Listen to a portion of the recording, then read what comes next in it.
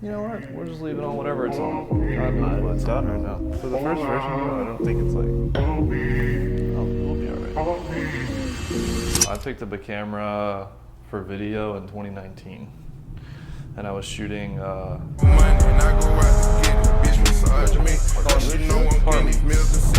you would do like rallies. Like people drifting and racing and shit like that. And then how did that go to from car meets to like... Car meets didn't pay. Yeah. So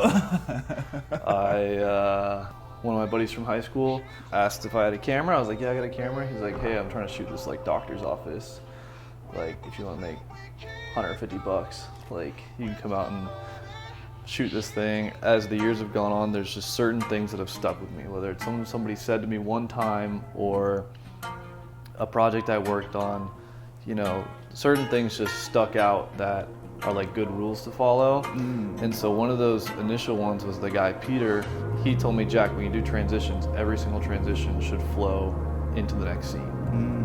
That was, 6 years ago that he told me that. He would show me like, hey, if the camera's panning from left to right in this scene, then it should be panning left to right going to the next scene.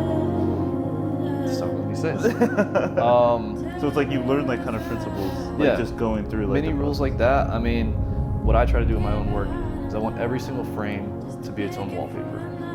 I'm not perfect at doing it, but I certainly try. So if you go through my videos, you should be able to pause at any given moment, and the way that everything is framed or composed, the movement that is created throughout the scene, the contrast, the colors, everything should be cohesive in a way that you could use it as a wallpaper. Facts. And it like only comes about when like you understand, like you can understand the rules, but then you have to apply them. And like I guess over time as you apply them, you just like gotten better, and then your standards just like keep increasing. Yeah. So it's like any project you go into, you're just using that standard, which is now just the new standard of like execution. When you are being a creative person, there's objectively correct things to do and there's subjectively correct things to do. The objective things are easy to point out. Every single piece of a video, I have an explanation as to why I did something in that moment. There's a reason. I don't just put the video on the timeline and just let it ride. Like, there's a reason why I cropped in. There's a reason why I made something overly contrasted, perhaps. Why I choose to keep certain things handheld and why I choose to put them on a tripod or gimbal or whatever. It's like you can understand like the rules, and then you can break the rules and you can be chaotic, but like you have to be You gotta know why you're being chaotic. Right, there has to be a reason, I feel like, behind everything that you do. And if it's just like, if you're just starting out and you're just like trying a bunch of things, that's fine. But I think as you progress and if you're a person that is looking to get better with like every single project that you do, you're gonna wanna have like a reason for like why I did this or why I did that. It's like, okay, this worked out. This did not work out. Yeah, pretty much. Yeah. And then you kind of just like get better and better over time.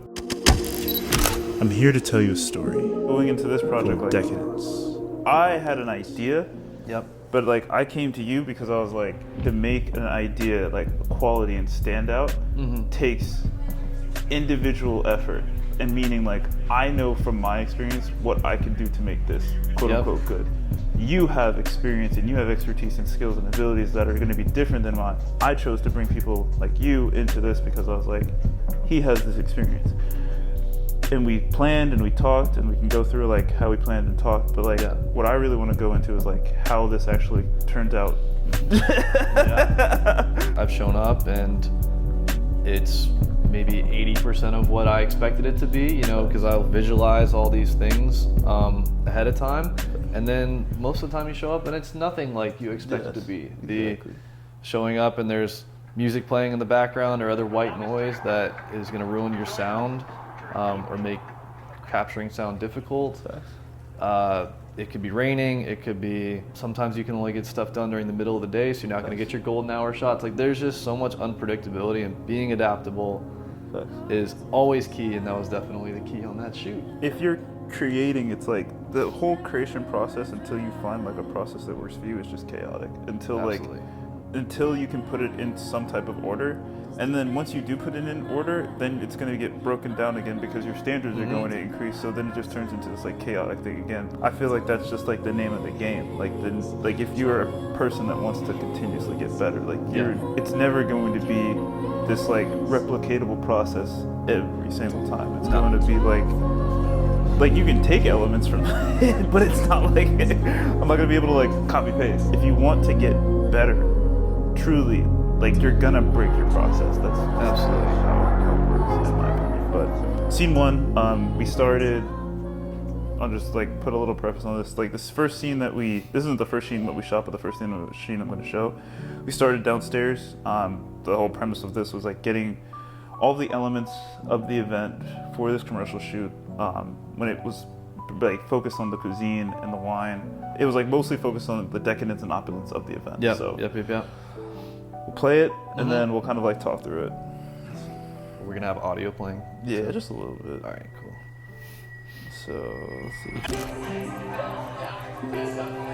Got an AP tick.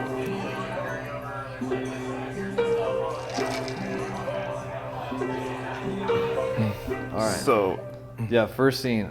I think the biggest issue that we faced was we didn't have anybody who wanted to drink all the wine glasses that we poured. There was a lot that was happening in that scene. Most of it being things that were difficult. The uncontrolled environment, this was live, meaning that there was people in the restaurant. This is a more high-end part of the restaurant too. It's not like everybody gets to go downstairs, but really making sure that we weren't disturbing the other guests is like number one priority. So when it came to lighting the scene, we were limited in terms of, this is a dim area and we were not able to have as much lighting control as we'd like. So we ended up using a little handheld light that I had, and I didn't anticipate really using this light, so it was dead basically. So it kept turning off and off. It just kept turning off each time we shot the new takes. And so lighting by far was the most difficult part of this scene. I wish that I would have gotten more emphasis on the label on the bottle. Really making sure that we're showing the product in its best light is of the utmost priority. And while I think that the shot that I got, the close-up especially, is beautiful, it's hard to get things right. So working with what we had, I think that we ended up with a good shot overall, but a lot of variables. That's the name of the game, because like when we're thinking about it and planning it, it's like we conceptually in my head, when we were talking about like going over like the pre-production of this, it's like conceptually we believed that we would have like full control of lighting so that we can showcase the brand and the product appropriately in this setting, and also capture a moment that was going to be on display so that other people would be like, oh wow, looks great, I want to go.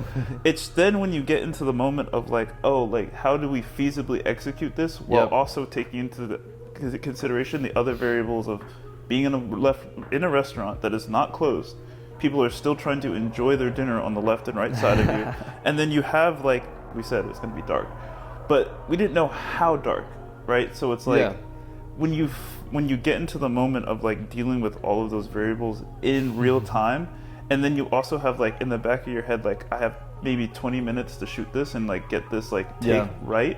And right is subjective, but we knew what right looked like. You know what I mean? Yeah. So it's like, when you get to a certain level of just like execution, you kind of just like click into this mode of like, all right, what can we do?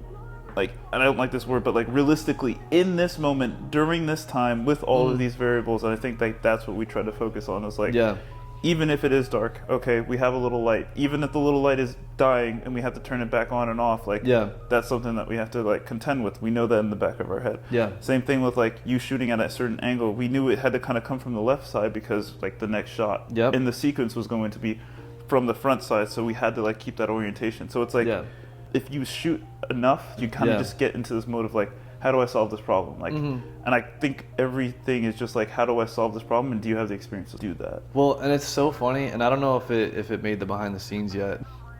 Right afterwards we filmed, we asked a random waitress, we're like, hey, could you come drop this food by the table for another shot? I did 2 takes. The first take was like, I think that she just, I think I lost focus or something, or she like stepped into the frame too fast. Yeah. And then the second take was literally just perfect. Yeah, that was our waitress right there. Yeah. You go from absolute utter chaos with the wine pouring scene to just easy, perfect, looks like it's right out of a commercial. I knew that we were going to be moving around constantly. I was going to be switching from handheld to tripod to gimbal. So I was like, you know what? We just need the camera body and then a microphone for ambient audio. One of the great things that we did was like, we were able to adapt.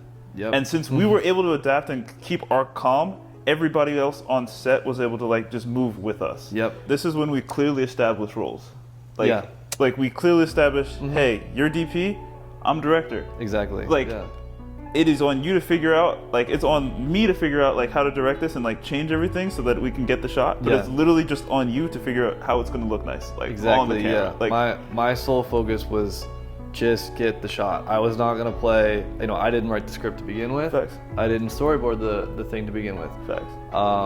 You know, I knew that we were changing things on the fly, but when it comes to adjusting words or the way that you want to say things, like ultimately this was your idea to begin with, and I will just make the adjustments that I need to make as far as pacing, you know, the steps I'm taking backwards for the scene. Facts. It's like, and that in that moment it was like, all right, I know what my focus here is, I know what his focus is, and we don't have to worry about we're like not stepping on each other's toes. Exactly. I originally thought, because I've seen a lot of your work, it was going to be handheld, but to see on the gimbal, like again, like it's just like these little things in your head that just like set off red flares, and you're just like, in the moment, it depends on like your role for a project. You kind of just have to be able to like squash all that and be able to be like, what do we need to get this scene done? And that's like where I feel like we were kind of locking in, like I feel like since we started, this was the end shot, but this was like the hardest shot. And it was originally even 10 times harder. I don't even know if it would have been possible in the original format. Traditionally, I'm a handheld shooter. I haven't really used a gimbal in like a year or two, just because of the format that I've been shooting projects enables me to get most of it using handheld, and then also the camera that I shoot on, Lumix GH7. Micro Four Thirds camera. I know full frame is the pretty much market standard, but I love shooting on Micro Four Thirds. Just the image quality that you get, the colors coming out of my camera are just top notch. The tools make a difference, but again, like the experience of using the tools also make a difference. Absolutely. For my workflow, I do a ton of run and gun shooting, a lot of, you know, just adapting in the moment, and especially like in this shoot, as we've seen. And so for a lot of my past projects, have just needed the best image stabilization that I can get. Whether I'm running with athletes or just going on a flight and I just can't bring a whole extra gimbal with me or something, like I need to have that stabilization. It's key. Kitchen. Someone's escorting you, you have to move very fucking fast. Okay? Yeah. Press station right here. This is where they wash dishes. They're going to be flowing in and out here. You're going to be set up. If you are in the director seat, it is for you to direct, but then it's also for you to trust in your people that you are employing to do their job. Like I wasn't going to be in the kitchen like hovering over you like a fly. It was more like, I already trust in your abilities. It's just like, how do you apply your abilities in this situation with him now as like almost like pseudo director, like telling you, hey, this is great, go there, talk to this guy. Like it's like, I feel like the job of like a director is literally like to set like the map, and then like you can go into events, but you gotta really like pop out and like let your people, like you really just like kind of own that and take that and just like run with it. Once I put the camera down across the street, I think that you were inside changing, getting into your suit or whatever.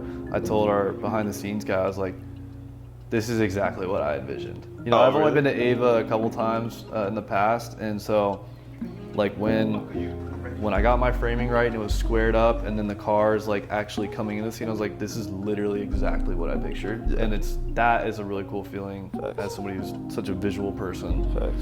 Now, well, the car scene itself, well, there was a couple of parts of the car scene. This was the good part when I was across the street. This was the great part. This took, well, and then there was a film problem. No.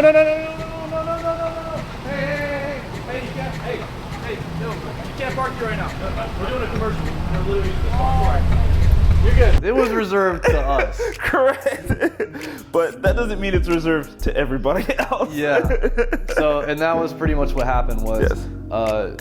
you know, you were getting in the car, we had a driver, Facts. we did make some adjustments on that in terms of originally you planned to be driving the car, and I was like, hey, you know, I think you should get out on the passenger Facts. side. I've had enough experience to understand that, no, like that makes sense. Yeah. Like, let's do that. Yeah, you know, in terms of like why did I sort of think about it that way, like you jumping on the passenger side, well, let's just talk about the logistics of the scene that we're setting up. So we have a car pulling up. You can tell that the driver's side of the car is, you know, it's not facing the building. So if our next shot is you getting out of the car, then we have this whole variable where you'd have to go around the car versus just stepping out on the other side where you just go straight to the door. Facts. And so we're trying to keep this short, and so it just kind of makes sense to just have the most direct route, which was you getting on the passenger side. Yes, it made 100% sense. And like when you're flexible and you understand and you have experience, it's like, oh, okay, that makes sense. Let's move forward. Let's go ahead and get the shot. So let's see what happened. Keep coming, keep coming, keep coming, keep coming, keep coming, keep coming, keep coming, keep coming, keep coming. This dude. Oh, so yeah, actually this was the first one that didn't work, where the Corolla came by, and, that's right. and that was the first take. So this Corolla is literally coming by as soon as our car was point of scene. To make it even better, they basically stopped right in front of me. Right there. Like literally as I got the shot, hands in the air, just go around again. And that's moving around again. We got the shot. You just shot it like 10 times, so either it's good or it's bad. I think we had to shoot this probably 100 times, at least, getting out of the car. Oh, getting out of the car, yeah. Probably at least 15 takes. Yeah, it was...